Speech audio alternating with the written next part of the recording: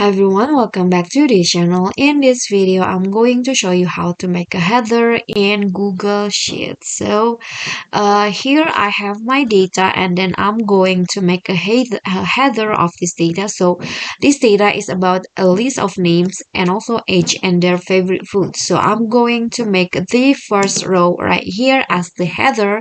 So what you need to do is you can just block the names the first row like this and then make it bold to see the distinction between the header and also the body of the data.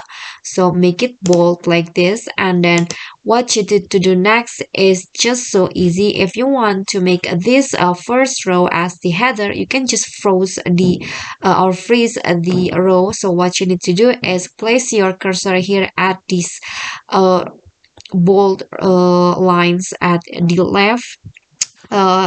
the left column, and then drag this line into the first row like this.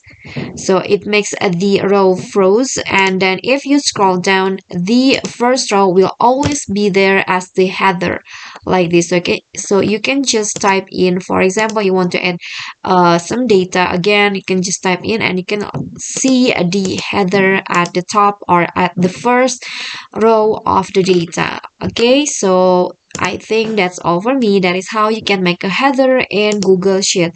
That's Thank you guys so much for watching. If you like the video, don't forget to click like, leave a comment, and also subscribe our channel for more contents. I'll see you all in the next video. Bye bye.